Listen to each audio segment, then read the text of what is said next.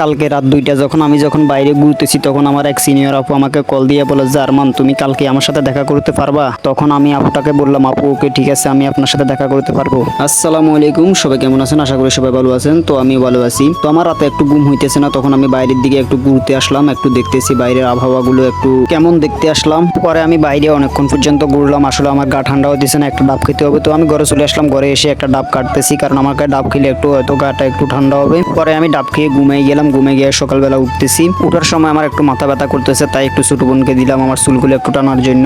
পরে আমি শোয়া থেকে উঠলাম, উঠে আমি নাস্তা করলাম, নাস্তা করে এখন আমি পড়তে বসলাম। তো অনেকক্ষণ পর্যন্ত পড়লাম, পড়ার সময় হঠাৎ করে আমার সিনিয়র আপুর কথা মনে পড়ে গেল। তো উনি আমাকে কল দিল, আসলে ওইটা আমার মনে ছিল না, পরে আমার মনে পড়ে গেল। পরে আমি ছাদে আসলাম, ছাদে এসে একটু রেডি হইতেছি, কারণ আমি ওইখানে যাবো দেখা করতে। যখন আমি ঘর থেকে যাইতেছি তখন আমাকে অনেক বকা দিতেছে, কারণ আমি ঘরে কোনো কাজ করি না, এই জন্য আমাকে বকা দিতেছে। তো বলতেছে যে আজকে পেঁপে গাছগুলো রোপণ করতে। তো আমি পেঁপে গাছগুলো রোপণ করার জন্য চলে আসলাম। আমার মাথা এখান থেকে গরম হয়ে গেল, কারণ আমি ওইখানে যাবো সিনিয়র আপুর সাথে দেখা করতে। তো এই সময় আসলে আমাকে কাজ করতে মন চাইতেছে না, তারপরে আমি কাজ করতেছি।